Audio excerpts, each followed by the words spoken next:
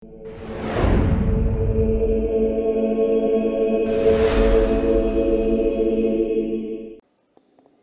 Ibu, dan saudara-saudari sekalian yang terkasih dalam Tuhan, pada zaman sekarang ini dengan kemajuan IT, begitu banyak sarana-sarana untuk pewartaan melalui media sosial. Pasti Anda kenal dengan YouTube, pasti Anda kenal dengan Facebook, TikTok, apalagi Instagram, dan masih banyak hal yang biasa dipergunakan oleh orang-orang untuk katakanlah men-sharingkan apa yang menjadi pengalaman. Bukan hanya orang-orang, tapi saya yakin Anda sekalian juga mempunyai katakanlah account untuk hal-hal semacam itu. Misalnya YouTube untuk bisa men-sharingkan apa, kegiatan apa yang telah dibuat lalu di-sharingkan kepada orang lain.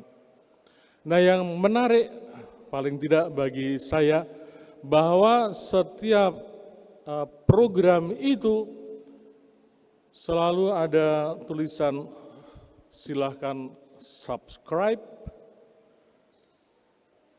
tombol like itu dipencet, kemudian share, kemudian memberi komen dan sebagainya.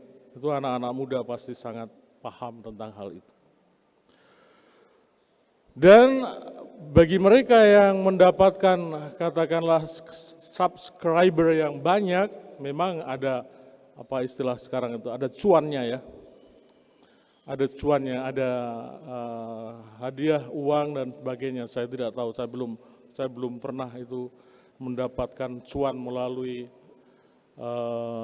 program-program itu.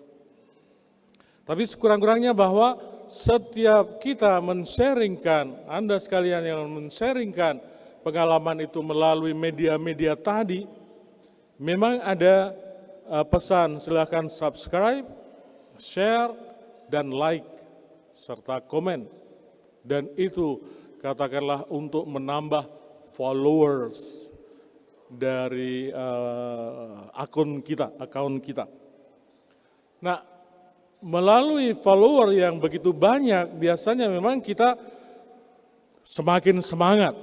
Orang dalam iklan itu silakan subscribe supaya menambah semangat saya untuk membagikan apa yang ingin saya bagikan. Meskipun di balik itu semakin banyak follower juga akan mendapatkan imbalan yang mereka cari-cari. Nah, sebenarnya apa yang ingin saya sampaikan melalui hal-hal semacam ini berkaitan dengan followers tadi, pengikut sebagai orang subscribernya. Melalui mereka, melalui para pengikut, orang-orang yang subscribe account kita, biasanya kita memang bisa memberikan pewartaan, memberikan juga entah masukan-masukan, nasihat, pengajaran, atau juga sesuatu yang lain yang ingin kita bagikan. Memang ada subscriber itu tidak selalu pro dengan kita, setuju dengan kita. Ada yang berkomentar yang negatif dan sebagainya. Tidak menjadi masalah, pokoknya yang penting kamu sudah subscribe akun saya dan kamu komentar itu sesuatu yang baik. Nah, saudara-saudari sekalian yang terkasih, memang pada zaman Yesus, zaman Musa belum ada program-program semacam itu. Tetapi sudah ada yang disebutkan followers tadi. Tuhan Yesus telah mengumpulkan para rasul, 12 rasul, itu adalah followers yang pertama. Nah, apa yang terjadi tadi dalam bacaan Injil, Yohanes salah satu dari followers Yesus melihat bahwa ada orang lain yang mengusir setan dalam nama Yesus. Dan dia itu bukan followersnya. Maka Yohanes berkata kepada Tuhan, maka kami melarang dia untuk mengusir setan atas nama Yesus, karena mereka bukan pengikut kita, mereka bukan followersmu. Menarik apa yang dikatakan oleh Tuhan Yesus, jangan cegah dia. Jangan mencegah dia untuk berbuat baik, katakanlah mengusir setan dalam namaku.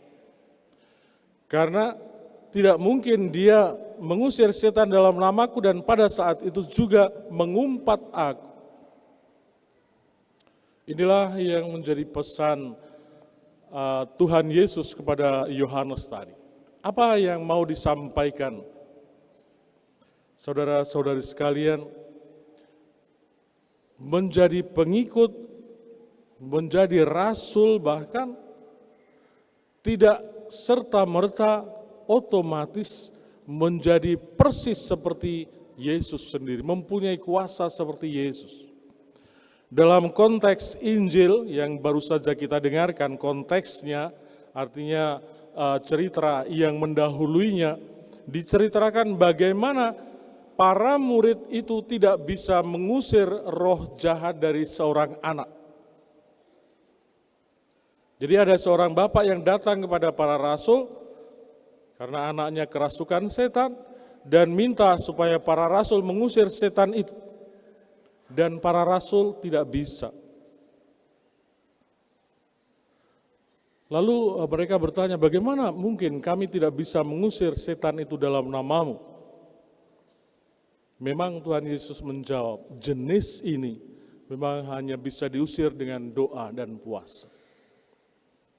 Lalu cerita setelahnya yang baru saja kita dengarkan pada hari ini, meskipun dia bukan pengikut Yesus, bukan salah satu dari rasul, toh mereka bisa mengusir setan. Apa yang menjadi pesan? Yang menjadi pesan kiranya adalah, meskipun sebagai seorang rasul, sebagai seorang pengikut Tuhan Yesus, tidak serta-merta bahwa hidup Yesus itu ada menguasai hidup orang itu. Sementara orang yang tidak menjadi followersnya, bisa saja hidupnya itu lebih baik daripada para rasul.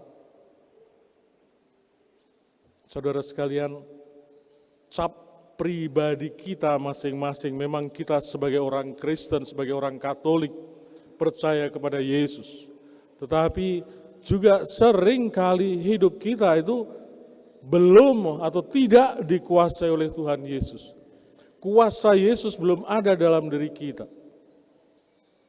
Sementara kuasa Yesus yang ada bisa saja menguasai hidup dalam diri orang-orang yang tidak percaya, artinya tidak menjadi pengikut Tuhan Yesus.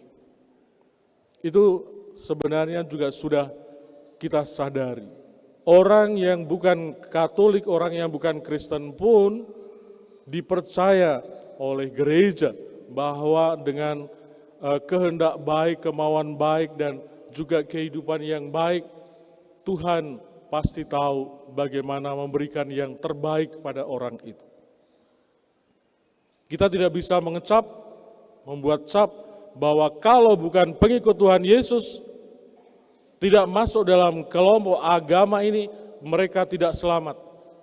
Siapakah kita? Pernah Bapak Paus sendiri mengatakan begitu, siapakah aku bahwa saya harus menghakimi orang? Jadi selamat atau tidak bukan pada followersnya itu.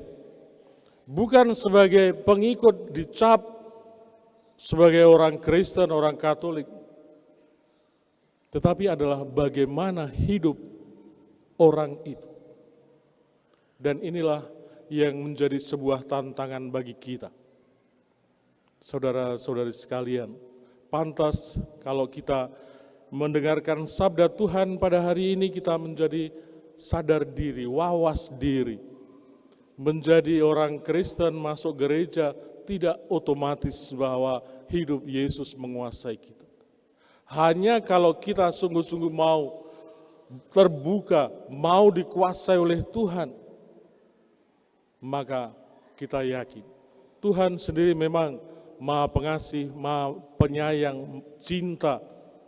Kita tidak mungkin menjadi celaka karena kita percaya. Tapi kepercayaan kita bukanlah hanya dalam mulut, dalam otak kita, tetapi seluruh hidup kita harus percaya, diserahkan kepada Tuhan. Demikian juga dalam bacaan yang pertama, bagaimana Musa sendiri, roh Musa dibagikan kepada 72 orang tua-tua.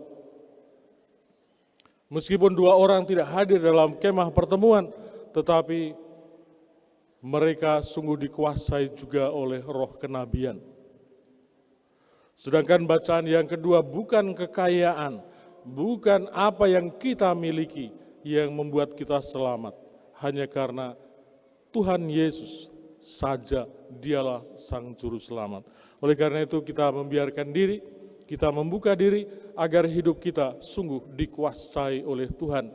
Bukan hanya karena kita sebagai pengikut Tuhan, tetapi sungguh-sungguh karena pengikut Tuhan yang hidupnya sesuai dengan kehendak Tuhan.